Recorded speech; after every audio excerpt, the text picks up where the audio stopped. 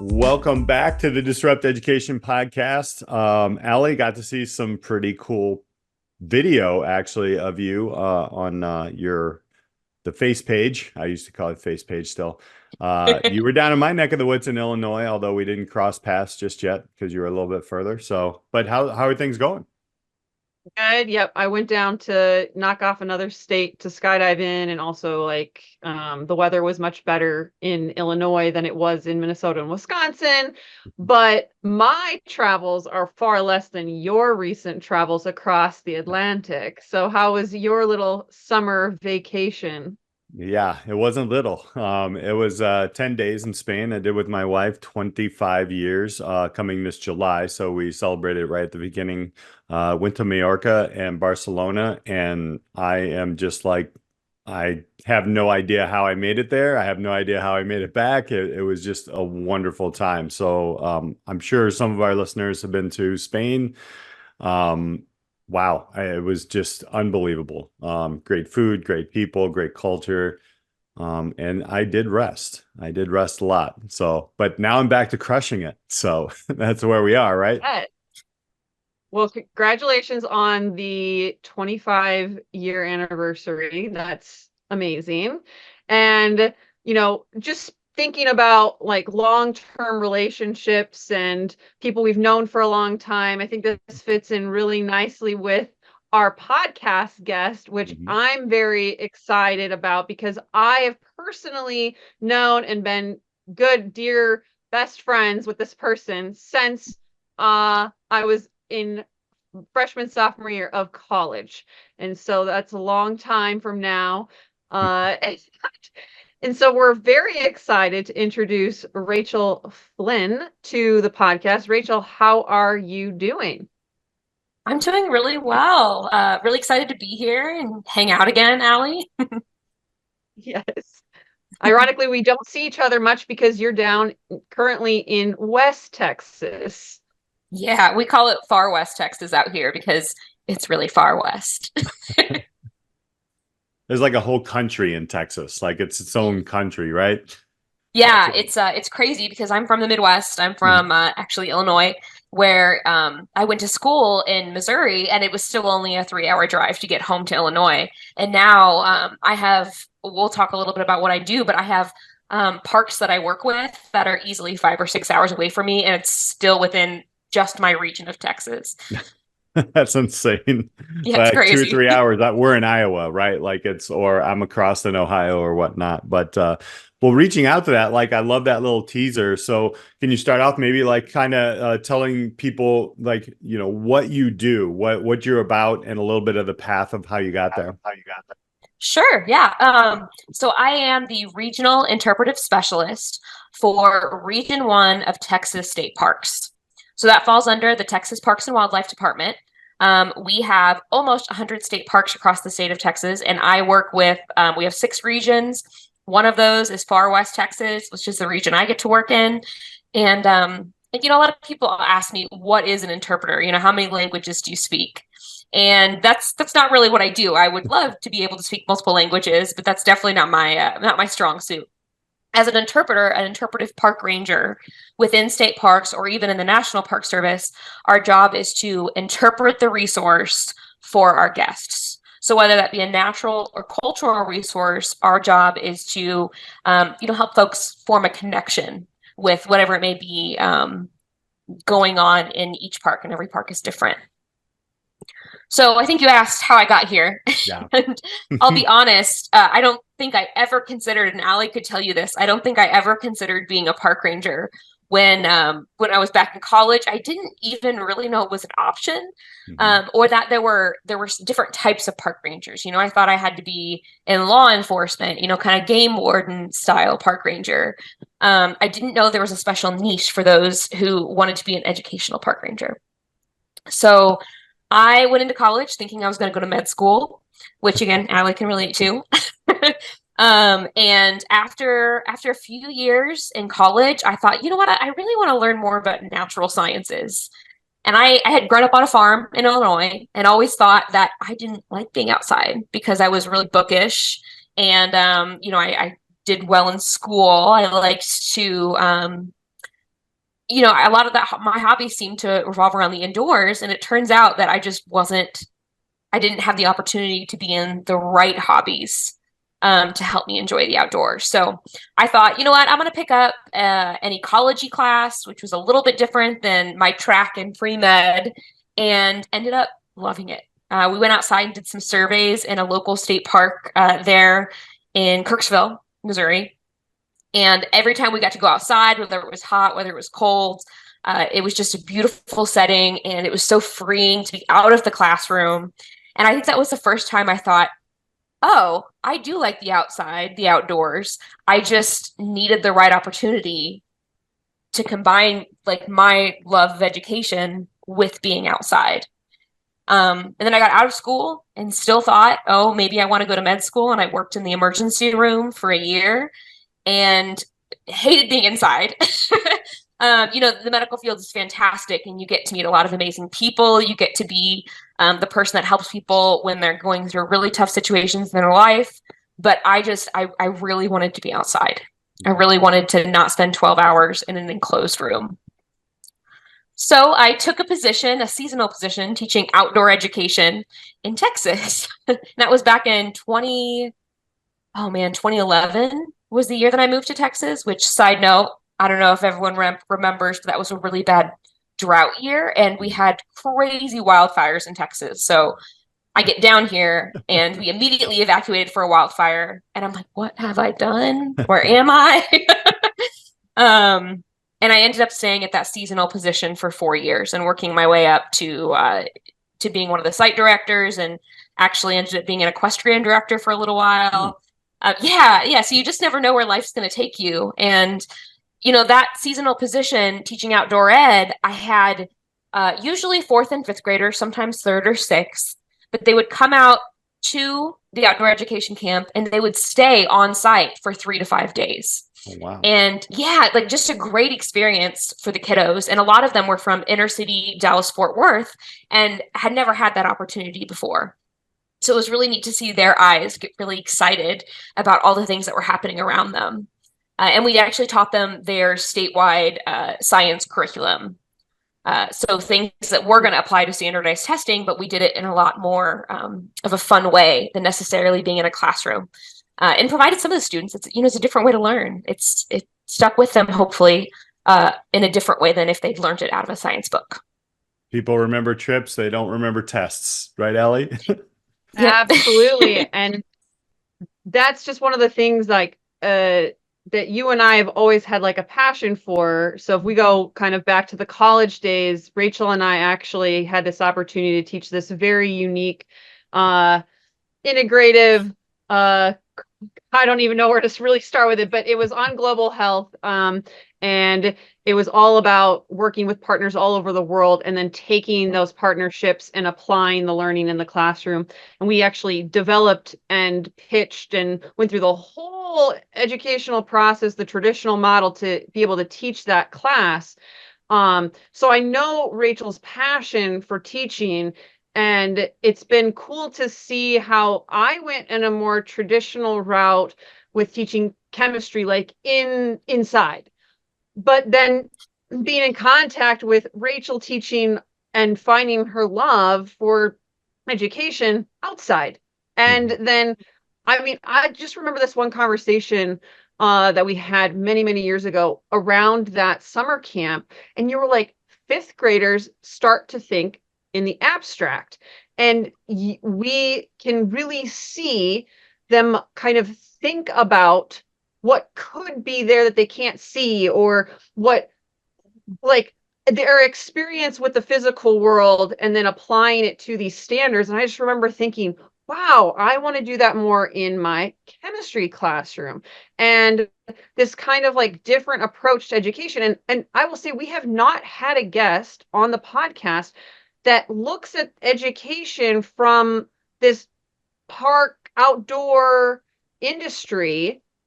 And then your role has evolved, but it still comes down to, how do we get more people outside and like out, like in learning in the physical like world beyond the walls that we build. So all that to say, like, from that point in your journey to kind of now, like, what does education look like in the park, wildlife, outdoor, your role? What does that look like now? And some of the kind of other activities that you do in your work.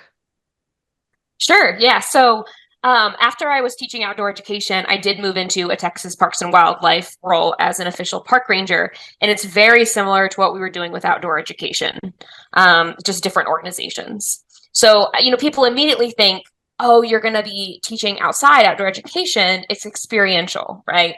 It's hands-on. And that's something that teachers are very well versed in, the importance of getting students to a point where they can put their hands on something, they can see it in front of them instead of being a photo or watching a video. So that is a very important part of it, is that we are putting people, not just kids, but people of all ages, into a position where they are experiencing the topics that we're covering. And a lot of times we still try to aim it at their standardized test requirements so that the teachers are still getting something really beneficial out of it. But my favorite part of doing programs in the outdoors is we're still covering these topics that are very important for people as they develop along their educational journey.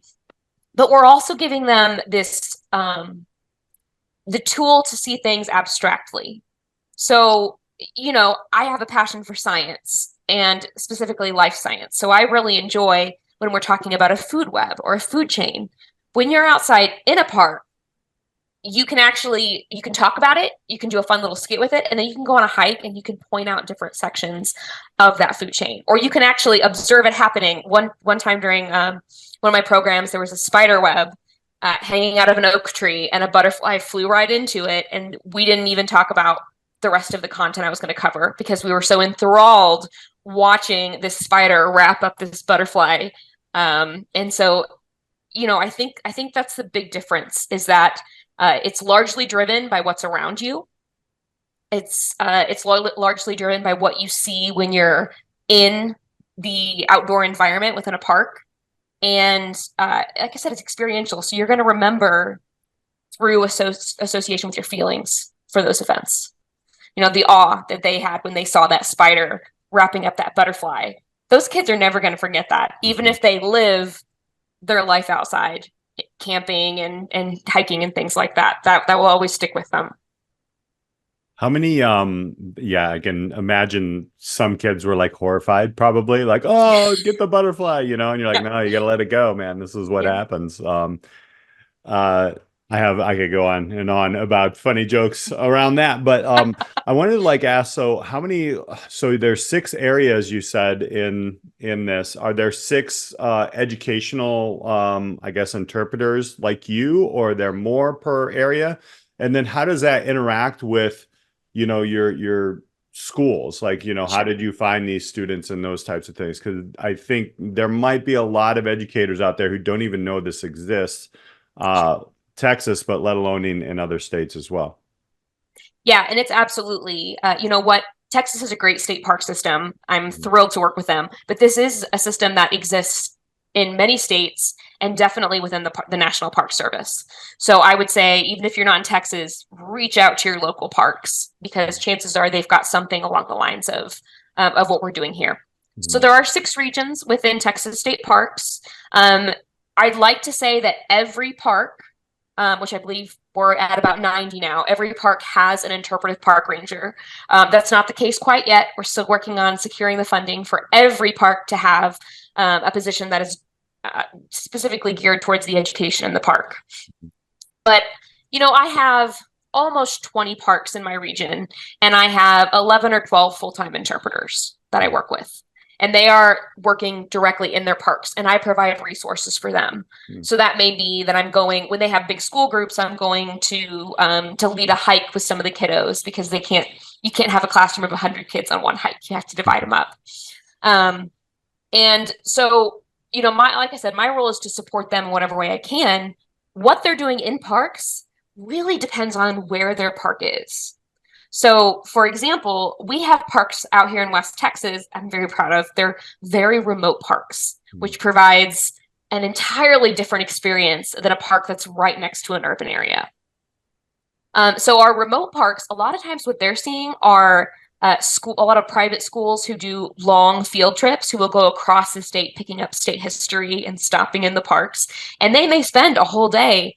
They may do a service project in the park as well as get a program from that ranger on, survival in the outdoors, or it could be more specific, like river ecology.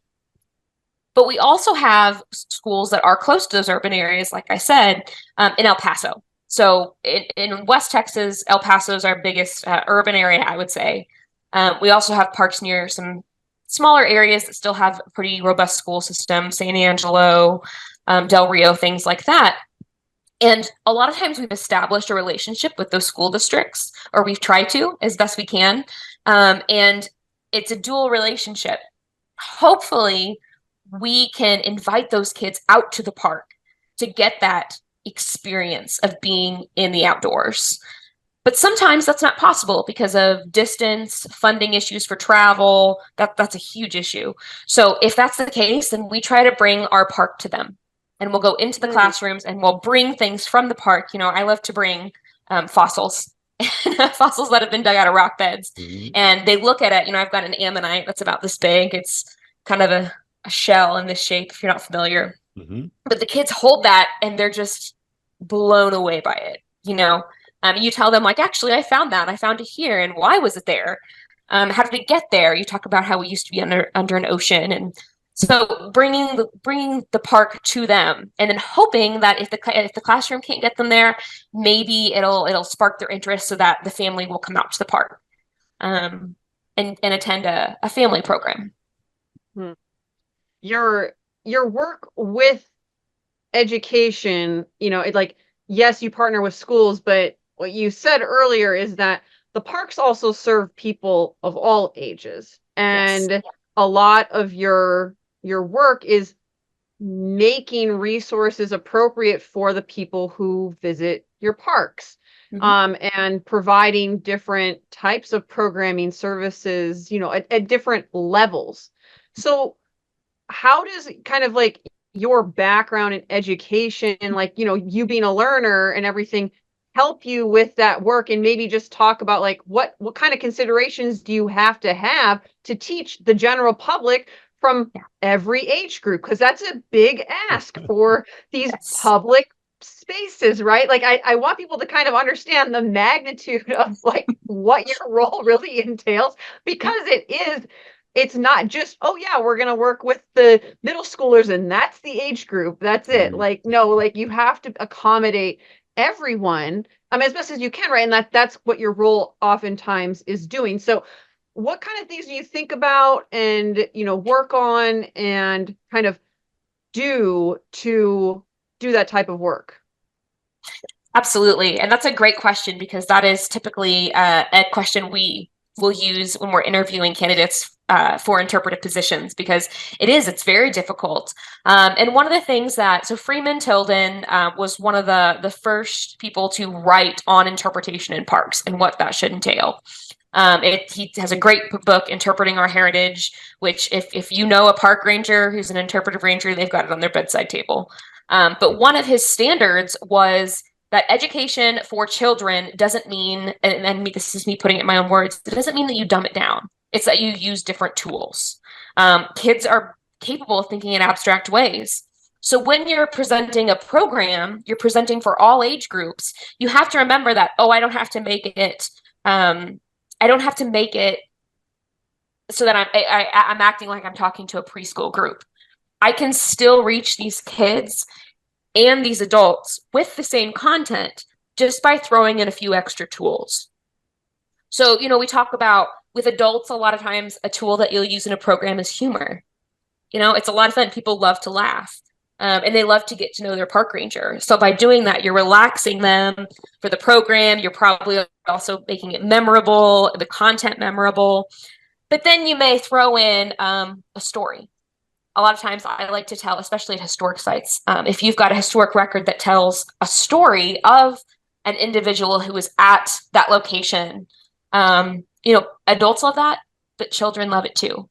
And you can make it exciting, without it seeming like too childish for adults or too adult for children. So using tools like that, hands-on, making sure that you've got some props to pass around, even if it's just like some photos of the way a structure used to look 100 years ago, that appeals to both adults and children.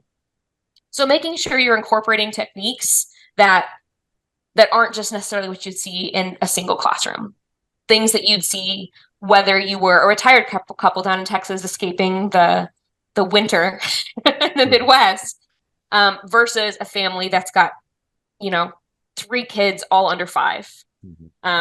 It's difficult, but it's I think it's really taking all the tools you have available to you to make that program interesting and spacing them out throughout your program, so that there's something for everybody along the line. Yeah, it's a juggle. I mean, Yeah. Allie and I struggle with just 4 grades. So Oh yeah. as a secondary educator, what I wanted to ask is, this is interesting because we're in the summertime and we're doing kind of a summer crushing it thing. But before I want to ask, like, this is obviously, if your schools aren't doing this or you're a parent and you have time to get away, there's obviously opportunity here to get to a state park and have these conversations or to connect and all that. But before I get there, I wanted to ask you, have you been seeing anything like, you mentioned private schools versus, public schools. Are you seeing like homeschools or like smaller, like parent-led groups and what are those like? Because I think, we're looking at disrupting education, and those are kind of the 3 big areas where people are in public, they're in a private school, or they're homeschooling, or there's these groups of parents that are homeschooling. Have you seen that come through? And, can you describe that a little bit? Is that different? Is it the same? What does that look like? Yeah, so we are definitely seeing homeschool groups, especially since COVID. I think there's a lot more homeschool groups out there, and we've also put out a lot of resources for all students during the time when schools were shut down. So I think that also folks who were homeschooling before COVID are now seeing that we have resources for them. And the fun thing about homeschool groups or just an unofficial parent group that's bringing their kids in. They're not necessarily held to the same state standards. So, you don't have to necessarily gear your program towards, I need to hit this definition, and this concept here. And then you're weaving activities in between, or you're weaving experiential things in between. With a homeschool group, you can kind of take, hey, what are you guys learning about right now? And they'll tell you, oh, we're learning about the night sky. And you can take that topic and just it almost feels like you can do a little more with it because you're not held to, I need to hit these points. And we have specific programs for homeschool groups. Like I actually live in Alpine, Texas, which is near Davis Mountain State Park. And they have, it's again, pretty remote. So we have quite a few homeschool groups, and they have a specific program that happens on the second Tuesday of every month that specifically is just for those groups to come out, and they'll have a different topic every month. They'll advertise ahead of time. And it always includes something where they're going on a hike or they're going birding, just different things like that. Yeah. Does that answer your question? Yeah, absolutely. 100%. That's amazing. That's amazing. It's really fun. Right. Like we really wanted to promote this topic in the summertime, and because the state parks, even in the early fall, are still great times. In Texas, I'm sure it's great actually the entire school year. It's actually the summertime that is yes. hottest time down there. Yeah. But I want to pivot just a little bit back to you and kind of your background, because so you're clearly an expert in your field at this point. I'm going to call it, whether or not you think that, I think that. Okay, the listeners are going to think Don't be humble, Rachel. You're an expert. And so our summer series is on like crushing it and kind of being relentless in your pursuit and education. And like, you started this podcast talking about how like you really found your love for outdoors through a class in college, and that and then other experiences when you were indoors made you realize, no, I want to be outdoors. But besides that, like the person that you are has always been like I am going to push myself and I'm going to learn at a much higher level than I've seen many, many people I've encountered in my life. And so, like, is there anything that you would say kind of is that internal? Was it other experiences? You know, like just your journey to constantly get better at your craft as you, once you decided you wanted to be outside, you wanted to go in that path, you wanted to teach, and your passion for that has grown. So, like, where do you think that comes from? How do we cultivate it? If it's, you know, like just anything that's coming to mind with that topic. Yeah. So, I'll actually tell you a quick story. Yeah, I mentioned I was good at school. It came pretty easy to me. It was fun. I liked to read. I liked to memorize. It was really enjoyable. My brother, on the other hand, my middle brother, really struggled with school. And struggled just because being in a classroom all day is not what we're designed to do. We're not designed to be sitting in a classroom for, 7 hours a day, bouncing maybe from room to room, and that's the only change that you get. And he struggled with that, and it was hard for him to, I think, grasp on a lot of the concepts because they were just on a whiteboard, or they were in a PowerPoint, or out of a book. He got to, and I've told you this story before, Allie, but he got into college and picked up a forestry degree, and he took his first forestry class, and it was like, oh, school's easy. Like, school's fine, because he was interested in the topic. And it was a lot more, let's go outside and do this. Let's make things hands-on. And so I think that in my mind, if we can bring more of that to the lower levels of education, then more people will know that education is fun, is enjoyable, and expands your mind in ways that you can't even imagine. And sometimes the way to do that is not in a classroom in a lecture. It's getting outside and realizing this is a fun way for me to learn too. And then I would say, like, for me, when I was teaching outdoor education and those kids would look at me and their eyes would just like light up, and I've had them say, like, oh, I get it now. That was really rewarding, because something that they had been looking at in a book over and over again, and not just SLAM teachers at all, because I think that there are wonderful educators out there who do amazing things with the resources that they have. But hearing a kid say that because they got to have a different experience in education, a different experience in learning. It's not school anymore. It is, but they're not thinking of it like school. And then I'll tell one more story that it's a little bit off track, but I think is really fun. So when we taught outdoor ed, we also had some outdoor experiences that the kids could do, and my favorite was canoeing. And we still teach canoeing and kayaking in state parks. So I know that these experiences are still happening for our rangers on the ground. You put 2 fifth graders in a canoe and push them out in the lake and say, figure it out. You give them a little instruction ahead of time, but that kind of critical thinking where, oh, if I paddle on this side, then we're going to go this way. Oh, we both need to be facing the same direction instead of facing each other in the canoe. Or the wind is blowing this way, so we need to paddle this way.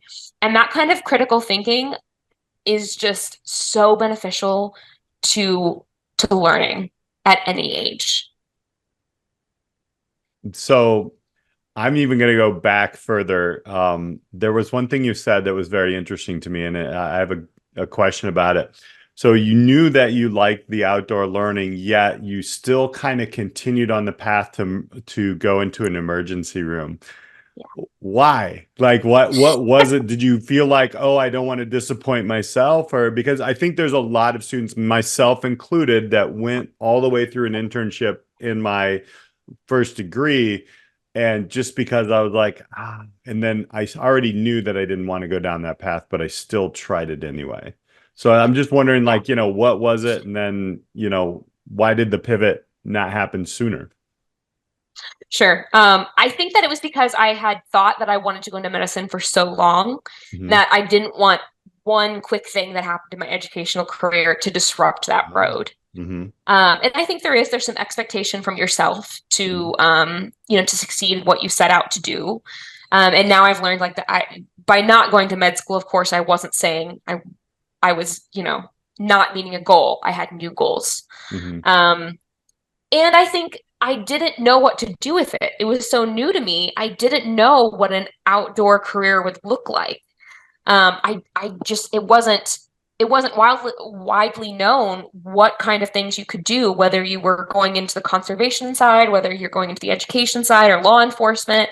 That's a lot of times, I really push career days for a lot of our rangers just to Mhm. let people know Mhm. that these careers are out there. And if you said that early, I went to an elementary school the other day, and I'm hoping that some of those kids will think like, it was really cool to talk with that park ranger. I think that I might want to do that someday. And just putting that thought in their head besides, lawyer, doctor, things like that. Yeah. No, I agree because before we even started this conversation, I know our listeners are going to hear this. I had my own thoughts. I mean, I've run into, the national park rangers and such, and you're just like, okay, well, this is what they do. You've opened up a whole nother level, and I think that's super, super important. So that's awesome.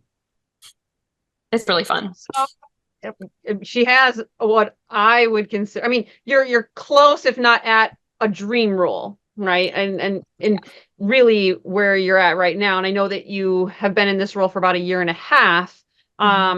So, like now you're at a point in your career where you're, not at like the top that you could be at, but you're really in a role that you love. And Yes. so what would you, either say, let me rephrase this. How do you see yourself like continuing to push yourself and be relentless in the work that you do now that you could kind of be a little bit more relaxed? I mean, in theory, because you are in a role that you love, and so what are you doing, or what do you see yourself doing to keep pushing yourself, in that kind of crushing it in your career, crushing it what you love, and being relentless for those listening? Yeah. So I'll say when I became a park ranger, when I was just a entry-level position interpreter at a park, I thought, there's lots of different career paths you can take within state parks. Maybe you want to go into management, or maybe you want to go into into one of the offices in Austin and do some different things there. There's different paths you can take. That was a little discombobulated, but you get the idea. I wasn't quite sure what path I wanted to follow, if I wanted to stay in interpretation or if I really wanted to go into management within parks. And for me, somebody told me it's going to take you 2 years to know your job really well. And that was true. I was in my interpreter role, my park ranger 1 as an interpreter, for 2 years. And at that point, I felt like I wasn't challenged anymore. I felt like it was still very enjoyable, but I felt like I wanted more challenges. So I moved into a role that was, I managed a team of interpreters. And it took about 2 years there for me to feel like, okay, I want more. I want more. And it's fun when you move into managing interpreters, because then you're getting them to think creatively about how we bring effective education to the public. And then I moved into a management role, and I was managing not just interpreters, but a lot of other folks. And it still wasn't enough for me. It still didn't feel like the challenge that I was looking for. So I came into my role as the regional interpretive specialist, and it was hard. It was hard right out of the gate. There is, working in the regional office, of course, you're meeting the needs of a lot of different parks. You're trying to meet their needs. So you're constantly busy, but I can, in a lot of ways, set my own goals. So if I want to develop a really large sign project, you go into parks and there's signs and they kind of interpret the resource for you if you don't have time to go to a ranger program. So I may say, you know what, this park really needs a good set of interpretive signage for this area over here. and I can make that a goal for myself. And it can be very challenging because I get to do research on that park and then think about how do I take this research and make it digestible for the public. And what is the audience in this park, and how do I make that signage relevant to them? Or I could work on going into a park and helping them develop their night sky programming. So I think that for me, in this world now, what makes me feel like it makes me feel like I'm challenged all the time because I have a little more freedom to set high goals for myself. And I can do that by working with amazing people, and together we are doing things for the people of Texas and from, our visitors from out of state as well. So in the back of my mind, I'm always thinking, like, it's for the visitor, right? It's for the visitor, it's for the people, it's for the resources too. How does my job serve these different causes? Fascinating. I mean, it's crushing goals. I mean, that's you're right along it. That I love the fact that you're, talking about setting high goals for yourself to serve others. That's incredible in its own right, because I think that's what Allie and our summer Crushing It series is all about. We've been hearing that over and over again, and now it's even adapted to the Texas State Park system. What do you think of that, Allie? That's pretty solid.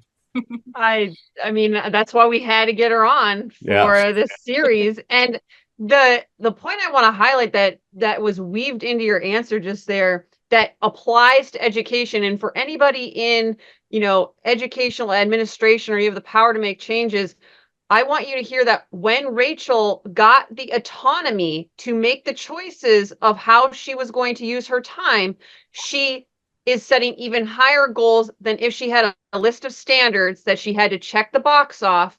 And so for students and for teachers, like, the more autonomy you can give educators and those in even a traditional model, the more creative and fun experiences you're likely to have. And even in Rachel's answers about, when she has parent groups or homeschooling groups and it's not as rigid, the parks have more flexibility to be creative and have autonomy. And so I want to plug that point because, like, we don't have to hold the reins so tight on education, and like, these experiences don't need to check some box on some spreadsheet, and just like learning can happen and it doesn't have to be so rigid. And that's what I love about the path that you've taken, Rachel, is because you've found a way to teach and do education in a wildly disruptive way, non-traditional, and yet it still circles back to the traditional model to be like, this partnership can work, people. Like, we can do more of this, and it's so good.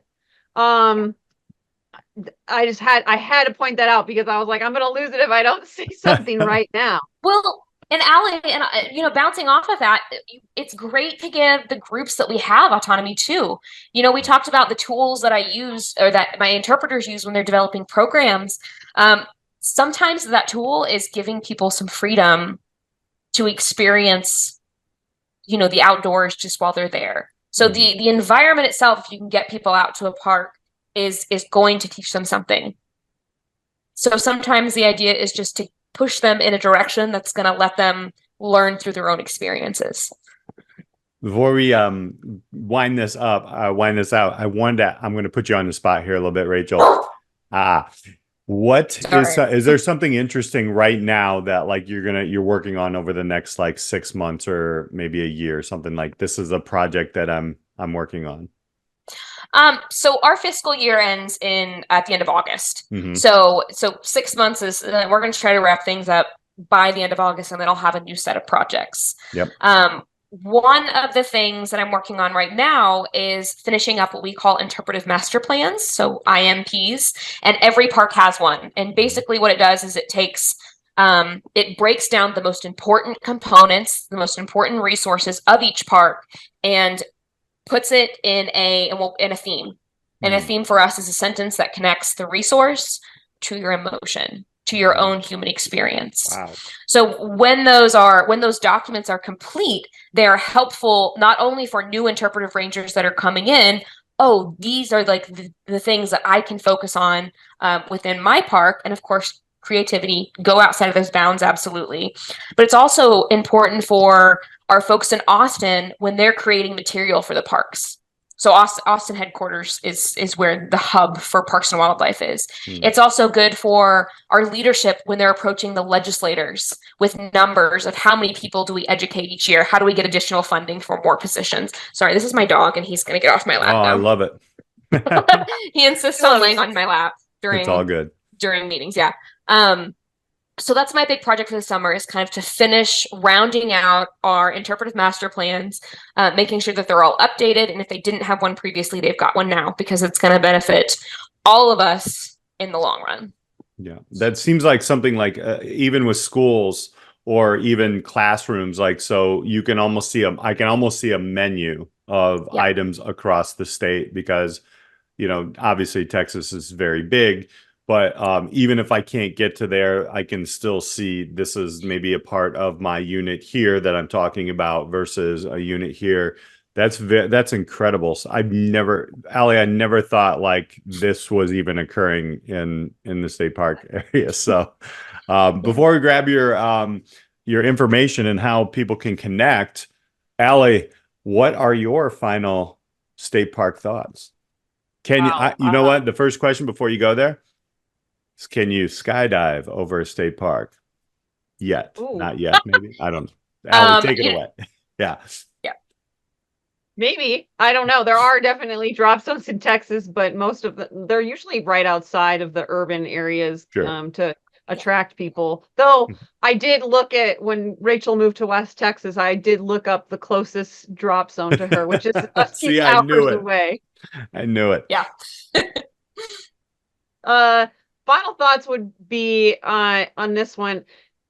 For educators and for those we're trying to give our listeners new ideas of how to get outside, disrupt education, and do things. And this is such a powerhouse episode and resource for you to consider partnering with local, state, national parks. And you'll probably find something in any area at any age that you can do. So I would say this is your episode to find something outside in your curriculum to do with your students this upcoming year, even if that means partnering, with a state park. Well, I wouldn't say even. Yeah. And it could mean partnering with a park and somebody who is in the educational space. They want to work with you. And I didn't know that was a resource available to me when I was teaching it. So I was like, let's open this up for other educators who might be listening and be like, wow, I really want to contact my state parks now. Yeah. And I want to add to that, Allie, just because if you don't think there's going to be a way for you to get to the state park, don't let that stop you. Because we have a lot of virtual offerings across the country through parks, from state parks to national parks. And there's also a lot of grant programs out there for transportation costs. And your parks may know about those opportunities. So don't let the fact that you're not sure if you can get your students out of the classroom and into a park stop you. Contact your parks anyway. Go for it. And that's really kind of going into setting yourself up for success, crushing it, setting high goals for yourself, and then going for it. Rachel, how can people connect with you and or we'll just start with the Texas state parks, but we'll go there. And then obviously, people can connect with their own state parks or even national parks, but how can people connect with you? And even if they have some questions, I know for me teaching internship, this is a path that I didn't know that actually was there. And having conversations and connecting people with you. How can people connect? Sure. So if you want to get a hold of me, I'm not crazy busy on social media. The best way to get a hold of me is via email, which I'm on my email all the time. Mm-hmm. And I'll give you guys my email address to post, but it's rachel.flynn at tpwd.texas.gov. Got it. And feel free. Reach out to me, even if you're not in my state. I'd be happy to chat or lend you any resources that I can. Fantastic. So thank you so much for hanging out with us today. I've learned so much. I wish I had, these experiences all the way through school. I know it would have made my biology class in high school just so much more awesome, even though it was pretty cool. But having these experiences, I do remember going places more than I do the tests. And I'll kind of come back to that, and we'll round that out. So for Rachel Flynn and Allie Privet, I'm Peter Hostrasser. Thank you all for hanging out with us. Make sure you guys connect. Take a look at all our connects below in the show notes. Share, subscribe. This is what we're doing this summer and beyond, just crushing it and setting everybody's expectations and goals higher so you can soar higher and then parachute down to the earth. That's where I'm going to leave that one, Allie. Thank you all for listening. We'll talk to you next time. Bye-bye. Thank you so much for joining us on this week's episode of the Disrupt Education Podcast. Be sure to like and subscribe so you never miss an episode. Are you ready to disrupt the educational arena you're a part of? For more ways to get involved in the work we do here at Disrupt Education, check us out at disrupteducation.co or find us on LinkedIn at Peter Hostrasser or Allie Privet. Our mission here is to help facilitate and amplify changes in the educational system through local initiatives and help you scale them into community movements. Our building network of disruptors in education are working to move beyond scores and grades as the only measure for student learning. If your school district, college, campus, or organization is looking for facilitators of this work, reach out on our website or social media. And if you have any thoughts or feedback on this week's episode or any episode, we'd love to hear from you. Until next time, keep pushing the boundaries, taking risks, and most importantly, disrupting education.